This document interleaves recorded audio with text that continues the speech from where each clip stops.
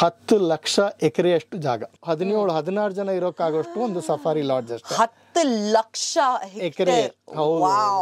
ಅಲ್ಲಿ ಏನು ಅಂತ ಹೇಳಿದ್ರೆ ವಿಶೇಷತೆ, ಅದು ಮರುಭೂಮಿ ಆದ್ರೂ ಅಲ್ಲಿ ಗೇಂಡಾಮೃಗ ಇದೆ, ಡೆಸರ್ಟ್ ರೈನೋಸ್ ಇದೆ, ಡೆಸರ್ಟ್ ಎಲಿಫೆಂಟ್ಸ್ ಇದೆ. ನೀವು ನಂಬ್ತೀರಾ? ನಾವೇನೋ ಆನೆ ಅಂತ ಹೇಳಿದ್ರೆ ಯಾವಾಗಲೂ ಕಾಡು ಅಂತ ಯೋಚನೆ ಮಾಡ್ತೀವಿ. ಹೌದು. ನೀರು ಅದೆಲ್ಲ ಕೌತುಕವಾದ ವಿಚಾರಗಳು. ನಾಗರಹೊಳೆಕ್ಕಿಂತ 90ರಷ್ಟು ದೊಡ್ಡದಾದ ಒಂದು ನ್ಯಾಷನಲ್ ಪಾರ್ಕ್. ಆ ಸಿಂಹದ ಮರಿಗೆ ಏನೋ ಕ್ಯೂರಿಯಾಸಿಟಿ, ಏನೋ ಕೇಳಿಸ್ತಲ್ಲ ಅಂತ ಹೇಳಿ ಸೀದಾ ನಡ್ಕೊಂಡು ನಮ್ಮ ಜೀಪ್ ಹತ್ರ ಬಂದ್ಬಿಡ್ತು. ಪೂರ್ತಿ ಜೀಪ್ ಹತ್ರನೇ ನಡ್ಕೊಂಡ್ ಬಂದ್ಬಿಡ್ತು.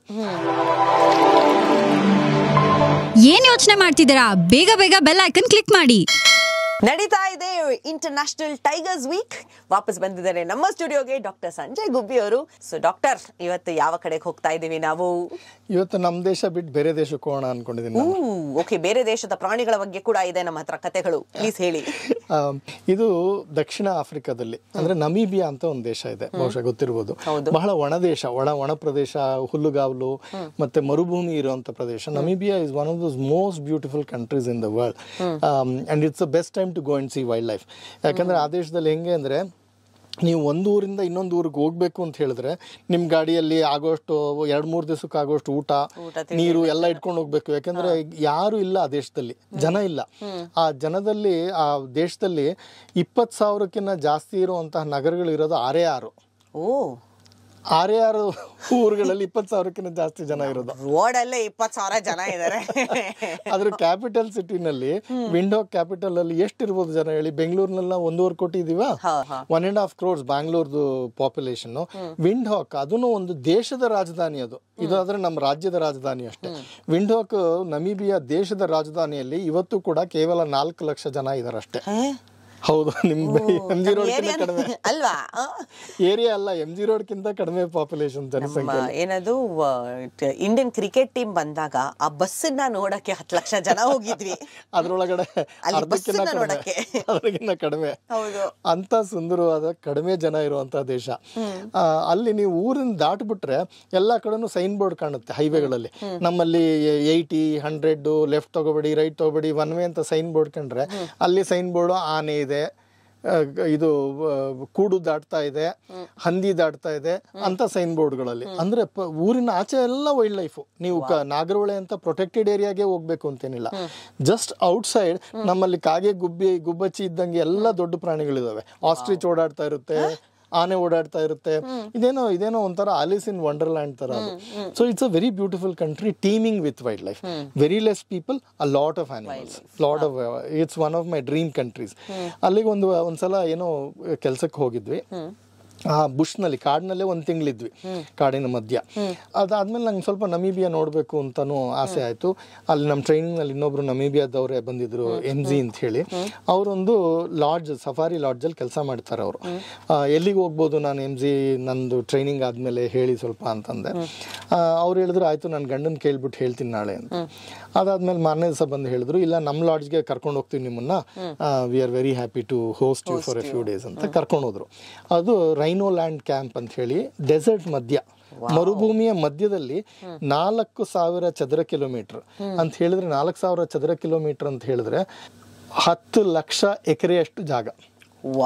ಅದ್ರೊಳಗಡೆ ಒಂದೇ ಒಂದು ಲಾಡ್ಜ್, 17-16 ಜನ ಇರೋಕ್ಕಾಗೋಷ್ಟು ಒಂದು ಸಫಾರಿ ಲಾಡ್ಜ್ ಅಷ್ಟೇ. 10 ಲಕ್ಷ ಎಕರೆ. ಹೌದು, ಬೆಂಗಳೂರು ನಗರದ 4ರಷ್ಟು ಸೈಜ್ ಅದು. ಅಲ್ಲಿ ಉಳ್ಕೊಂಡಿದ್ವಿ, ರೈನೋಲ್ಯಾಂಡ್ ಕ್ಯಾಂಪ್ ಅಂತ ಹೇಳಿ. ತುಂಬಾ ಡೆಸರ್ಟ್ ರೈನೋ ಅಲ್ಲಿ ಏನು ಅಂತ ಹೇಳಿದ್ರೆ ವಿಶೇಷತೆ, ಅದು ಮರುಭೂಮಿ ಆದ್ರೂ ಅಲ್ಲಿ ಗೇಂಡಾಮೃಗ ಇದೆ, ಡೆಸರ್ಟ್ ರೈನೋಸ್ ಇದೆ, ಡೆಸರ್ಟ್ ಎಲಿಫೆಂಟ್ಸ್ ಇದೆ. ನೀವು ನಂಬ್ತೀರಾ? ನಾವೇನೋ ಆನೆ ಅಂತ ಹೇಳಿದ್ರೆ ಯಾವಾಗಲೂ ಕಾಡು ಅಂತ ಯೋಚನೆ ಮಾಡ್ತೀವಿ. ಹೌದು. ನೀರು ಅದೆಲ್ಲ ಕೌತುಕವಾದ ವಿಚಾರಗಳು. ಸಿಂಹಗಳಿದೆ ಅದು ಪ್ರದೇಶದಲ್ಲಿ. ಡೆಸರ್ಟ್ ಲಯನ್ಸ್ ಇದೆ. ಈ ಡೆಸರ್ಟ್ ಲಯನ್ಸ್ ಬೀಚ್ಗೆಲ್ಲ ವಾಕಿಂಗ್ ಹೋಗ್ತವೆ ಬೆಳಗ್ಗೆ ಎದ್ದು ಸಂಜೆ. ಹೋಗಿ ಅಲ್ಲಿ ಸೀಲು ಏನೇನ್ ಸಿಕ್ಕುತ್ತೆ ಅದನ್ನೆಲ್ಲ ಬೇಟೆ ಆಡ್ತವೆ ಈ ಡೆಸರ್ಟ್ ಲಯನ್ಸ್. ನಮೀಬಿಯಾದ desert lions they are very popular, very famous, but very small in numbers. ಸುಮಾರು ಒಂದು 150 ಇರ್ಬೋದು ಅಷ್ಟೇ ಈ ಡೆಸರ್ಟ್ ಲಯನ್ಸ್. ಅಲ್ಲಿರೋ ಡೆಸರ್ಟ್ ಆನೆಗಳು ಅಷ್ಟೇ ಒಂದು 200-300 ಇರ್ಬೋದು ಅಷ್ಟೇ ಅಂತ ಅಂದಾಜು ಮಾಡಿದ್ದಾರೆ ಇವಾಗ. So it's a very unique habitat to see such large animals. ಅಂದ್ರೆ ನಾವ್ ಯಾವಾಗ್ಲೂ ಆನೆಗಳನ್ನ ಕಾಡಿನಲ್ಲಿ ನೋಡೋದು, ಆದ್ರೆ ಅಲ್ಲೋದ್ರೆ ಮರುಭೂಮಿಯಲ್ಲಿ ಆನೆಗಳನ್ನ ನೋಡೋದು ಇದೆಯಲ್ಲ, ದಟ್ಸ್ ಅನ್ ಅನ್ಬಿಲಿಯಬಲ್ ಎಕ್ಸ್ಪೀರಿಯನ್ಸ್. ಆ ಜಾಗಕ್ಕೆ ಹೋದೆ ನೋಡಿ, ಕರ್ಕೊಂಡೋದ್ರು ನನಗೆ ಅವರು. ಅದ್ರ ಪಕ್ಕ ಒಂದು ಸ್ಕೆಲಿಟನ್ ಕೋಸ್ಟ್ ನ್ಯಾಷನಲ್ ಪಾರ್ಕ್ ಅಂತ ಇದೆ. ಅದು 50,000 ಚದರ ಕಿಲೋಮೀಟರ್ ನ್ಯಾಷನಲ್ ಪಾರ್ಕ್. ನಮ್ಮ ನಾಗರಹೊಳೆ ಇರೋದು ಬರೀ 640 ಚದರ ಕಿಲೋಮೀಟರ್. 50,000? ಹೌದು. ಅಂದ್ರೆ ಕರ್ನಾಟಕ ರಾಜ್ಯದ ಅರ್ಧಕ್ಕಿಂತ ಜಾಸ್ತಿ ಭಾಗದಷ್ಟು ಒಂದೇ ಒಂದು ನ್ಯಾಷನಲ್ ಪಾರ್ಕ್. ಅದ್ರ ಪಕ್ಕ ಇತ್ತು ಈ ಜಾಗ. ನಮ್ಮ ನಾಗರಹೊಳೆ 640 ಚದರ ಕಿಲೋಮೀಟರ್, ಅಂದ್ರೆ ನಾಗರಹೊಳೆಕ್ಕಿಂತ 90ರಷ್ಟು ದೊಡ್ಡದಾದ ಒಂದು ನ್ಯಾಷನಲ್ ಪಾರ್ಕ್, ರಾಷ್ಟ್ರೀಯ ಉದ್ಯಾನ ಸ್ಕೆಲಿಟನ್ ಕೋಸ್ಟ್.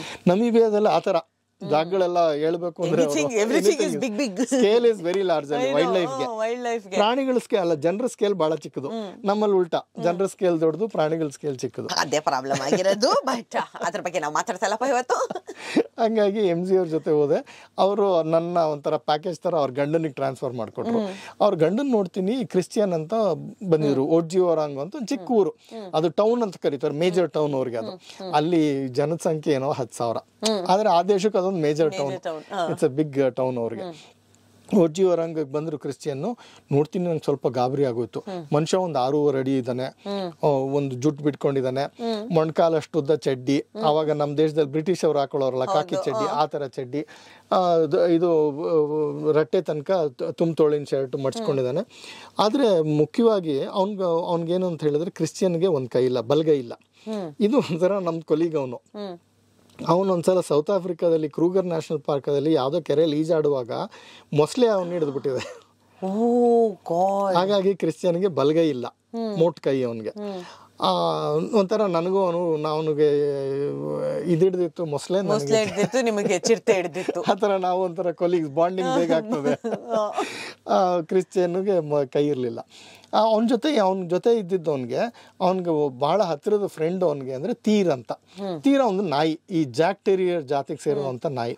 ಚಿಕ್ಕ ನಾಯಿ, ಅದು ನೋಡ್ಲಿಕ್ಕೆ ಬಹುಶಃ ಒಂದು ಕಾಲಡಿ ಅಷ್ಟೇ. ಆದ್ರೆ it is suppose to be a very ferocious animal. ಅಂದ್ರೆ very aggressive, very strong animal. ಒಂಥರ ಸ್ಟ್ರಾಂಗ್ ಕಿಂತ, ಫಿಸಿಕಲಿ ಸ್ಟ್ರಾಂಗ್ ಕಿಂತ ಮೆಂಟಲಿ ಸ್ಟ್ರಾಂಗು. ಯಾಕಂದ್ರೆ ತೀರ್ದ ಕಥೆಗಳು ಕ್ರಿಶ್ಚಿಯನ್ ನಂಗೆ ಹೇಳ್ದ, ಅವ್ನ ಗಾಡಿಯಲ್ಲಿ ಕರ್ಕೊಂಡು ಹೋಗ್ಬೇಕಾರೆ ತೀರ್ ಕಥೆಗಳು ಒಂದೊಂದಲ್ಲ. ಒಂದ್ಸಲ ಪಫ್ ಆಡರ್ ಅಂತ, ಅಂದ್ರೆ ಅದು ಅತಿ ವಿಷಯುಕ್ತ ಹಾವು. It's a very poisonous snake. ಕಚ್ಚಿಸ್ಕೊಂಡಿದೆ, ಪಫ್ ಆಡರ್ ಹತ್ರ ಬದುಕಿರೋದು. ಜೀಬ್ರಾ ನಟಿಸ್ಕೊಂಡು ಹೋಗಿ ಹೆಸರುಗತ್ತೆನ ಒದಿಸ್ಕೊಂಡಿದೆ ಹಿಂದಿನ ಕಾಲಲ್ಲಿ, ಬದುಕಿದೆ. ಒಂದ್ಸಲ MG ಮತ್ತೆ ಕ್ರಿಶ್ಚಿಯನ್ ಅವರು ಡೈನಿಂಗ್ ಹಾಲ್ ಇಂದ ಅವ್ರು ಟೆಂಟಿಗೆ ನಡ್ಕೊಂಡು ಹೋಗ್ತಾ ಇದ್ರಂತೆ ಅವ್ರ ಜಾಗಕ್ಕೆ. ಹಿಂದ್ಗಡೆ ತೀರ್ ನಡ್ಕೊಂಡ್ ಬರ್ತಾ ಇದೆ. ಕುಯ್ ಕುಯ್ ಕುಯ್ ಅಂತ ಇತ್ತಂತೆ. ಏನಕ್ಕಪ್ಪ ಅಂತ ತಿರುಗಿ ನೋಡಿದ್ರೆ ತೀರು ಒಂದು ಚಿರತೆ ಬಾಯಲ್ಲಿದೆಯಂತೆ. ತೀರ್ನ ಚಿರತೆ ಹಿಡಿದ್ಬಿಟ್ಟಿದೆ. ಇವ್ರು ಕೂಗಾಡಿದ್ಮೇಲೆ ಚಿರತೆ ಬಿಟ್ಟು ಓಡೋಗಿದೆ, ಅದು ಬದುಕಿದೆ. ಅವಾಗ ಬೆನ್ಮೂಳೆ ಮುರಿದೋಗಿದೆ ಇದಕ್ಕೆ. ಒಂಥರ ಸೊಟ್ಟ ನಡೆಯೋದು. ಪಫ್ ಆಡರ್ ಕಚ್ಚಿಸ್ಕೊಂಡಾಗ ಎಡ ಕಣ್ಣು ಹೊರಟೋಗಿದೆ, ಕಣ್ಣಿಲ್ಲ ಎಡಗಡೆ ಕಣ್ಣಿಲ್ಲ ತೀರಿಗೆ. ಸೊಟ್ಟದಾಗ ನಡೆಯುತ್ತೆ.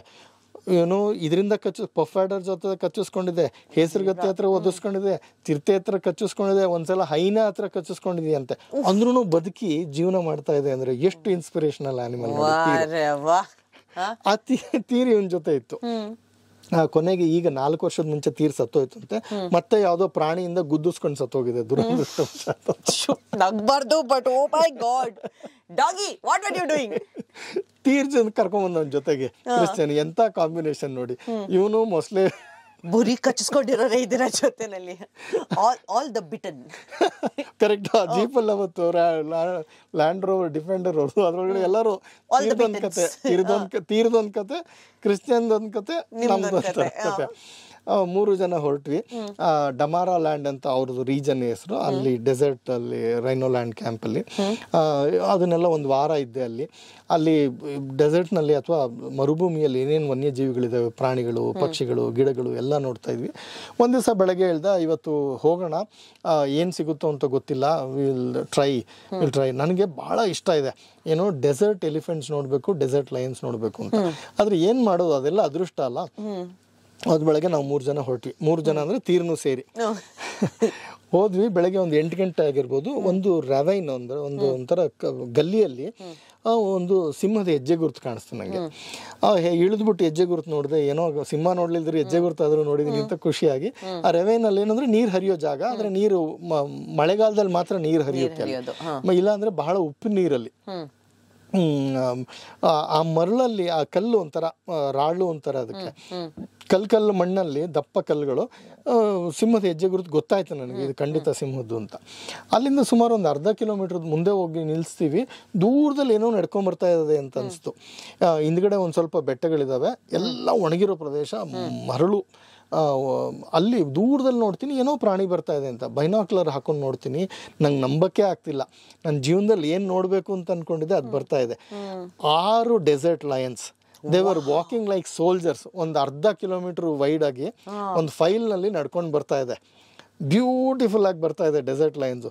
ಎಲ್ಲ ನಡ್ಕೊಂಬಂದು ಬಂದು ನಮ್ಮಿಂದ ಅವಾಗ ನಾನು ನೋಡಿದಾಗ ಒಂದು ಕಿಲೋಮೀಟರ್ ದೂರದಲ್ಲಿದ್ದಾನೆ, 1-1.5 ಕಿಲೋಮೀಟರ್ ದೂರದಲ್ಲಿದ್ದು ಅನಿಸುತ್ತೆ. ಎಲ್ಲ ನಡ್ಕೊಂಬಂದು ನಮ್ಮಿಂದ ಒಂದು ಸುಮಾರು ಒಂದು 200 ಮೀಟ್ರ್ ದೂರದಲ್ಲಿ ಕೂತ್ಕೊಂಡು ಸೆಟ್ಲ್ ಆಗಿ ಒಂದು ಸ್ವಲ್ಪ ಹೊತ್ತಾದ್ಮೇಲೆ ಈ ತೀರಿತ್ತಲ್ಲ, ಇದು ಕ್ರಿಶ್ಚಿಯನ್ ಯಾವಾಗಲೂ ತೊಡೆ ಮೇಲೆ ಕೂರಿಸ್ಕೊಳ್ಳೋದು.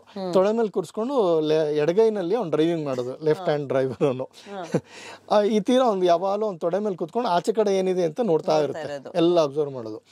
ಯಾವಾಗ ಸಿಂಹನ ನೋಡ್ತು ಶುರು ಮಾಡ್ಕೋತ ಅದ್ರ ಕಥೆನ ಬೊಗಳಕ್ಕೆ. ಒಂದ್ಸಲ ಬೊಗಳಿದ ತಕ್ಷಣ ಅದನ್ನ ಬಾಯಿ ಮುಚ್ಚಿ ಹಿಡ್ಕೊಂಡ ಆ ಕ್ರಿಶ್ಚಿಯನ್, ಮುಚ್ಚಿ ಅದನ್ಬಿಟ್ಟ, ಅದನ್ನ ಬೊಗಳಬೇಡ ಅಂತೇಳಿ ಅದನ್ನ ಈ ಸೀಟ್ ಕೆಳಗಡೆ ತಳ್ಳಿಬಿಟ್ಟ ಅದನ್ನ. ಅದು ಕೂಗಿದ್ದು ಸಿಂಹಗಳಿಗೆ ಗೊತ್ತಾಯ್ತು. ಅದ್ರೊಳಗೆ ಒಂದು ಪುಟ್ಟು ಮರಿ ಇತ್ತು, ಸುಮಾರು ಒಂದು 6 ತಿಂಗಳು ಮರಿ ಇರ್ಬೇಕೇನೋ ಅಷ್ಟೇ. ಸಿಂಹದ ಮರಿ, ಹೌದು. ಆ ಸಿಂಹದ ಮರಿಗೆ ಏನೋ ಕ್ಯೂರಿಯಾಸಿಟಿ, ಏನೋ ಕೇಳಿಸ್ತಲ್ಲ ಅಂಥೇಳಿ ಸೀದಾ ನಡ್ಕೊಂಡು ನಮ್ಮ ಜೀಪ್ ಹತ್ರ ಬಂದ್ಬಿಡ್ತು. ಪೂರ್ತಿ ಜೀಪ್ ಹತ್ರನೇ ನಡ್ಕೊಂಡ್ ಬಂದ್ಬಿಡ್ತು. ಅದು ಬರ್ತಾ ಇದೆ ಅಂತ ಹೇಳಿ ಇನ್ನೊಂದು ಅದಕ್ಕಿಂತ ಸ್ವಲ್ಪ ದೊಡ್ಡದಿರೋ ಅಂತಹ ಗಂಡು ಸಿಂಹ ಒಂದು ಅದ್ರ ಜೊತೆ ನಡ್ಕೊಂಬಂತು.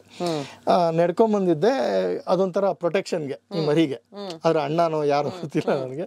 ಅದನ್ನು ಜೊತೆಗೆ ನಡ್ಕೊಂಬಂತು. ಈ ಮರಿ ಅದು ಒಂದು ಸ್ವಲ್ಪ ಒಂದು 50 ಮೀಟರ್ ದೂರದಲ್ಲಿ ಕೂತ್ಕೊಂಡ್ರೆ ಈ ಮರಿಗೇನು ಕ್ಯೂರಿಯಾಸಿಟಿ ತುಂಬಾ ಅನ್ಸುತ್ತೆ. ಸೀದಾ ನಮ್ಮ ಜೀಪು ಆ ತೀರ್ ಕೂತ್ಕೊಂಡಿದ್ದಂತ ಕಿಟಕಿ ಕಡೆನೆ ಬಂದು ನಿಂತ್ಕೊಟ್ಟು, ನಮ್ಮಿಂದ ಒಂದು 10 ಮೀಟರ್ ದೂರದಲ್ಲಿ ಇರ್ಬೋದು ಅಷ್ಟೇ. ಈ ತೀರ್ ಮತ್ತೆ ಅದಕ್ಕೆ ಕ್ಯೂರಿಯಾಸಿಟಿ ಬಿಡೋಕ್ಕಾಗಲ್ವ, ನಾಯಿ ಬುದ್ಧಿ. ಅದು ಮತ್ತೆ ತಲೆ ಹಾಕಿ ಕಿಟಕಿ ಒಳಗಡೆಯಿಂದ ಅದನ್ನ ನೋಡಿ ಇನ್ನೊಂದ್ಸಲ ಕೊಯ್ ಅಂದ್ಬಿಡ್ತು. ಸಿಂಹದ ಮರಿ ಅದಕ್ಕೇನು ರೋಷ, ನಾನೇನು ಕಡಿಮೆ ಇಲ್ಲ ಅಂಥೇಳಿ ಅದನ್ನು ಸಹ ಒಂಥರ ಗುರ್ರ ಅನ್ನೋಕ್ಕೆ ಶುರು ಮಾಡ್ತಾ ಇದೆ. ಗುರ್ರ ಅಂದ್ಕೊಂಡು ಇನ್ನೂ ಹತ್ರದಲ್ಲಿ ಬರೋಕ್ಕೆ ಬಂತದು. It was such a beautiful animal. ಅದು ಮರಿ ಇದ್ದಾಗ ಅದ್ರ ಮೈ ಮೇಲೆ ಚುಕ್ಕೆನೂ ಸಹ ಇರುತ್ತೆ ಸಿಂಹಗಳಿಗೆ. ದೊಡ್ಡದಾದಂಗೆ ಅದಕ್ಕೆ ಚುಕ್ಕೆಗಳು ಹೋಗ್ಬಿಡ್ತದೆ. So it was a very beautiful cute looking young lion which came very close to us.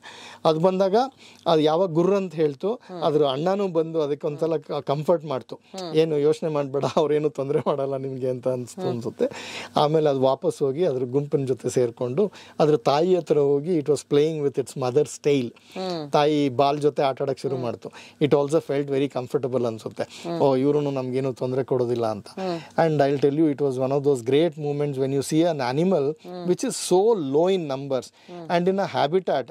ಒಂಥರ ನಾವು ಯೋಚನೆ ಮಾಡಕ್ ಆಗ್ದಲೇ ಇರೋಂಥ ಮರುಭೂಮಿಯಲ್ಲಿ ಆವಾಸ ಸ್ಥಾನದಲ್ಲಿ ಸಿಂಹ ನೋಡೋದಿತ್ತಲ್ಲ, ಬಹಳ ಅದ್ಭುತ ಕ್ಷಣಗಳದು. ಅದಾದ್ಮೇಲೆ ಡೆಸರ್ಟ್ ಆನೆಗಳನ್ನೂ ಸಹ ನಾನು ನೋಡಿದೆ. But that trip to Namibia was one of the most beautiful trips I ever had. 1.5 ತಿಂಗಳಿದ್ದೆ ನಮೀಬಿಯಾದಲ್ಲಿ. ಇವತ್ತು ನನ್ನ ಲಿಸ್ಟ್ನಲ್ಲಿ ಎಲ್ಲಾದರೂ ವಾಪಸ್ ಹೋಗ್ಬೇಕು, ವನ್ಯಜೀವಿಗಳು ನೋಡಬೇಕು ಅಂತ ಹೇಳಿದ್ರೆ ನಮೀಬಿಯಾಗೆ ಹೋಗ್ಬೇಕು. ಜೊತೆಗೆ ಅದ್ರದ್ದು ಆಕಾಶ ನೋಡ್ಬೇಕು. ನಮೀಬಿಯಾದಲ್ಲಿ ರಾತ್ರಿ ಹೊತ್ತು ಬೆಳಕಲ್ಲಿ ಎಲ್ಲ ಕಡೆ ಕತ್ಲಿರುತ್ತೆ, ನಕ್ಷತ್ರಗಳು ನೋಡ್ಲಿಕ್ಕೆ ಅದ್ಭುತವಾದ ಆ ತಾರಾಮಣಿಗಳನ್ನ ನೋಡಬೇಕು ನೀವು ಜೀವನದಲ್ಲಿ. ಆವಾಗ್ಲೇನೆ ನಮಗೆ ಒಂಥರ ನಿಸರ್ಗದ ಬಗ್ಗೆ ಪ್ರೀತಿ ಹೆಚ್ಚು ಹುಟ್ಟುತ್ತೆ. ಎಲ್ಲೂ ಬೆಳಕಿಲ್ಲ, ಬರೀ ನಕ್ಷತ್ರದ ಬೆಳಕು, ಅತಿ ಸುಂದರವಾದ ಮರುಭೂಮಿ, ಚಳಿ, ಈ ತರ ದೃಶ್ಯಗಳನ್ನೆಲ್ಲ ಜೊತೆಗೆ ನೀವು ಸಿಂಹ ಆನೆಗಳನ್ನ ನೋಡಿದ್ರೆ I will tell you nothing can give you in life as much as those moments give you. Beautiful theatre of the mind ಅಂತಾರಲ್ಲ. ಸದ್ಯಕ್ಕೆ ನೀವು ಹೇಳ್ತಿರೋ ಕಥೆನ, ನೀವು ನಮೀಬಿಯಾ ಡಿಸ್ಕ್ರೈಬ್ ಮಾಡ್ತಿರೋ ರೀತಿಯಲ್ಲಿ ಐ ಕ್ಯಾನ್ ಓನ್ಲಿ ಇಮ್ಯಾಜಿನ್. ನನ್ನ ತಲೆಯಲ್ಲೆಲ್ಲ ಓಡ್ತಾ ಇದೆ ಅದು ಲಯನ್ ಕಿಂಗ್ ಅಲ್ಲಿ ಪಿಕ್ಚರ್. It's exactly that. ಅದೇ ಆ ಫಸ್ಟ್ ಪಿಕ್ಚರ್ ಬರ್ತಿದ್ದೆ ಲಯನ್ ಕಿಂಗ್ ಅದು ನನಗೆ. I think it's beautiful. But very important ಪ್ರಶ್ನೆ, ಈ ಸಿಂಹ ಹತ್ರ ಬಂದಾಗ ಭಯ ಆಗ್ಲಿಲ್ವಾ ನಿಮ್ಗೆ? ಎಗರ್ ಬಿಟ್ರೆ ಒಳಗಡೆ ಆ ತೀರನ್ನ ಹಿಡ್ಕೊಳಕ್ಕಾದ್ರೂ ಎಗರ್ ಬಿಟ್ಟಿದ್ರೆ? ತೀರೇ ಅಂತ ಗಟ್ಟಿ ಪ್ರಾಣಿ ಅದು. ಇಷ್ಟು 1.5 ವರ್ಷದ್ದು ಅಲ್ಲ 1.5 ಅಡಿ ನಾಯಿಗೆ ಏನೂ ಆಗಿಲ್ಲ ಜೀವನದಲ್ಲಿ. ಅಷ್ಟೆಲ್ಲ ನಮಗೇನಾಗುತ್ತೆ, ಪ್ರಾಣಿಗಳಿಗೆ ನಮ್ಮನ್ನ ಕಂಡ್ರೆ ಜಾಸ್ತಿ ಭಯ ಇರುತ್ತೆ ಹೊರತು ನಾವು ಪ್ರಾಣಿಗಳ ಬಗ್ಗೆ ಭಯ ಪಡೋದು ಬೇಕಿಲ್ಲ. ಆದರೆ ಪ್ರಾಣಿಗಳ ಬಗ್ಗೆ ನಾವು ಪ್ರಿಕಾಷನ್ ತಗೋಬೇಕು, ಪ್ರಾಣಿಗಳ ನಡವಳಿಕೆ ಗೊತ್ತಿರಬೇಕು. ಅದೆಲ್ಲ ಗೊತ್ತಿದ್ರೆ animals are a very safe zone. Wherever there are wildlife it is a very safe area. We don't have to worry about it. ನಾವು ತುಂಬ ಗಾಬರಿ ಆಗ್ಬಿಡ್ತೀವಿ ಪ್ರಾಣಿಗಳ ಬಗ್ಗೆ, ಆ ಥರ ಗಾಬರಿ ಆಗೋ ಅವಶ್ಯಕತೆ ಇಲ್ಲ. But when you C those animals at such close quarters ಅಲ್ಲ, ಮತ್ತು ಯಾರೂ ಇಲ್ಲ, ನೀವು 3 ಜನ ಇದ್ದೀವಿ, 3 ಜನ ಅಂದರೆ ತೀರ್ನು ಸೇರಿ 3 ಜನ ಇದ್ದೀವಿ. ಆ ಸಿಂಹಗಳ ಗುಂಪನ್ನ ನೋಡಲಿಕ್ಕೆ, the pride of lions, pride ಅಂತ ಕರೀತಾರೆ. It was I will tell you it was a magical experience. ಆಮೇಲೆ ಸುಮಾರು ಹೊತ್ತು ಆದಮೇಲೆ ಅಲ್ಲಿಂದ ಎದ್ದು ಆ ಗಲ್ಲಿಗೆ ನಡ್ಕೊಂಡು ಹೋದ್ವು. ತುಂಬ ದೂರ ಹೋಗೋ ತನಕ ನೋಡ್ತಾ ಇದ್ವಿ. ಕೊನೆಗೆ ಒಂದು ಸಿಂಹ ನಿಂತ್ಕೊಂಡು ವಾಪಸ್ ತಿರುಗಿ ನೋಡ್ತದಲ್ಲ, ಆ ಫೋಟೋ ನಿಮ್ಗೆ ತೋರಿಸ್ತೀನಿ. ಆ ಲುಕ್ಗೆ ನೀವು ಏನು ಬೇಕಾದರೂ ಬೆಟ್ ಮಾಡ್ಬೋದು. It's one of those best looks you can ever have. Wow wow wow, yes. ಇಂತಹ ಹೆಚ್ಚಿನ ಕಾಂಟೆಂಟ್ಗಳಿಗೆ ಸಬ್ಸ್ಕ್ರೈಬ್ ಆಗಿ radio city Kannada YouTube channel.